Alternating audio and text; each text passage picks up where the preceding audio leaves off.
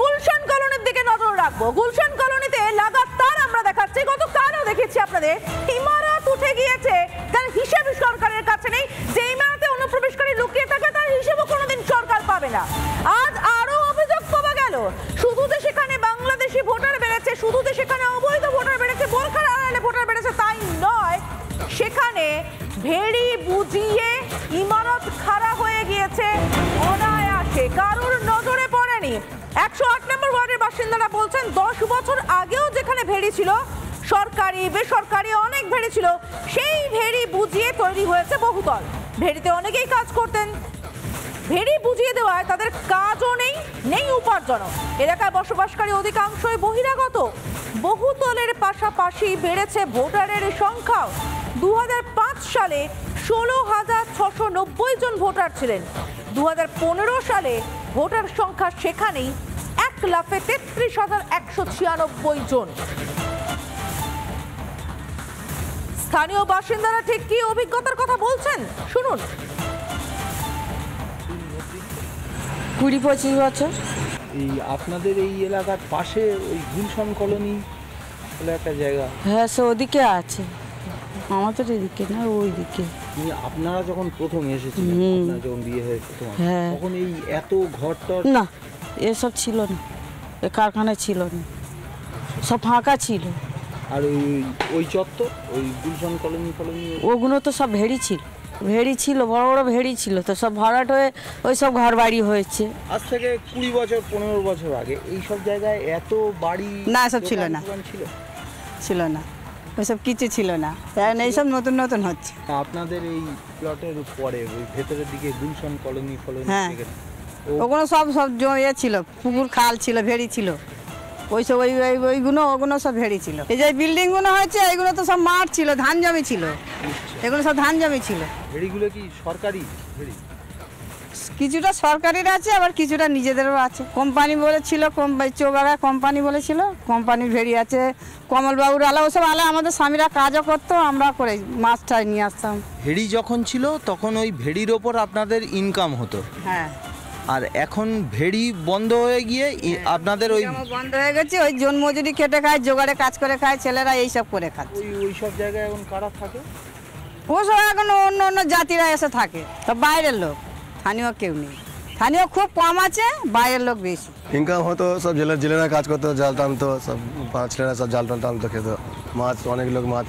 এখন তো মাছের তো অংশই নেই, বিল্ডিং হয়ে গেলে মাছ কোথায় পাওয়া যায়?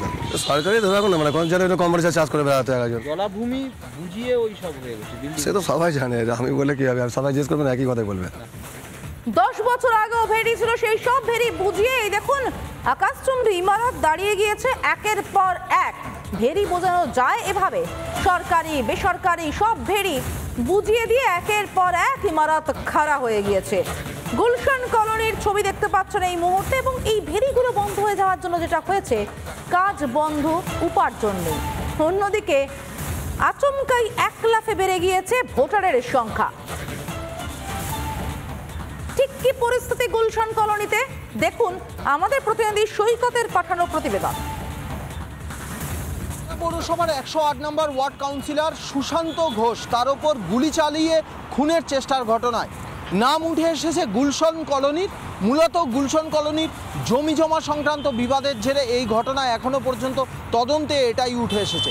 কিন্তু গুলশান কলোনি যেন কলকাতার মধ্যে একটা অচেনা কোনো জায়গা। আমি যেখানে দাঁড়িয়ে রয়েছি আমার পেছনেই এই গুলশান কলোনির বাড়ি, অনিয়ন্ত্রিতভাবে অবাধে একাধিক বাড়ি গড়ে উঠেছে।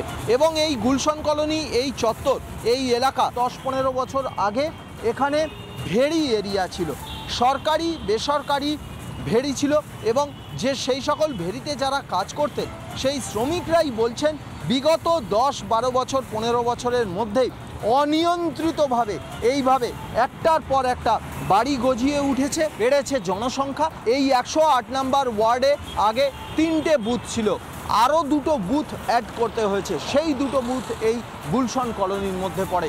ভোটারদের সংখ্যা বেড়েছে লাগাম ছাড়াভাবে। প্রশ্ন উঠছে স্বাভাবিকভাবেই, এই গুলশান কলোনি যেখানে লাগাম ছাড়াভাবে কোনো ধরনের নিয়মের তোয়াক্কা না করে বিল্ডিং উঠে গেছে, সেখানে বাসিন্দারা বাস করছেন, লাগাম ছাড়াভাবে জনসংখ্যা বৃদ্ধি পেয়েছে এবং যারা আসছেন তারা সব বহিরাগত।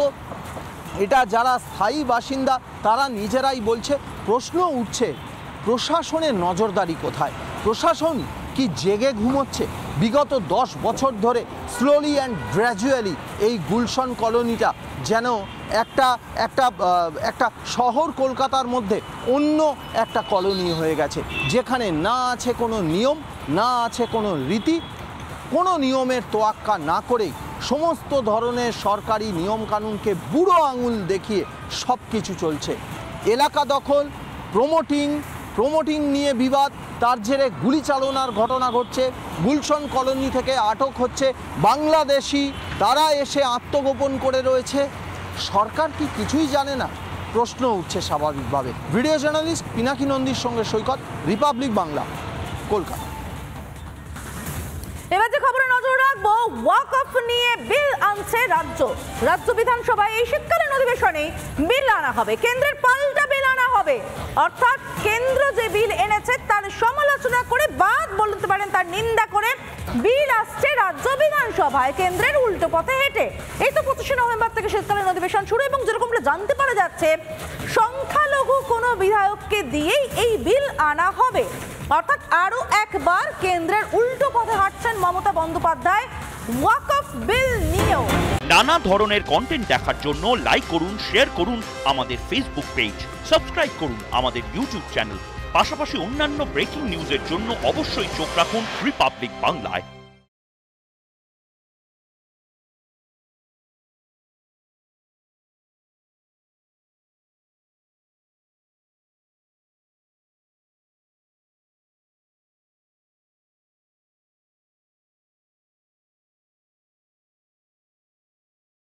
নানা ধরনের কন্টেন্ট দেখার জন্য লাইক করুন, শেয়ার করুন আমাদের ফেসবুক পেজ, সাবস্ক্রাইব করুন আমাদের ইউটিউব চ্যানেল। পাশাপাশি অন্যান্য ব্রেকিং নিউজের জন্য অবশ্যই চোখ রাখুন রিপাবলিক বাংলায়।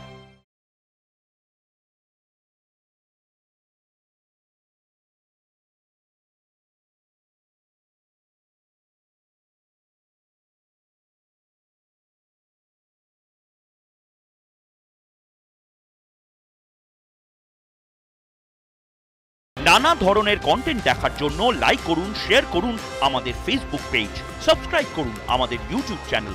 পাশাপাশি অন্যান্য ব্রেকিং নিউজের জন্য অবশ্যই চোখ রাখুন রিপাবলিক বাংলায়।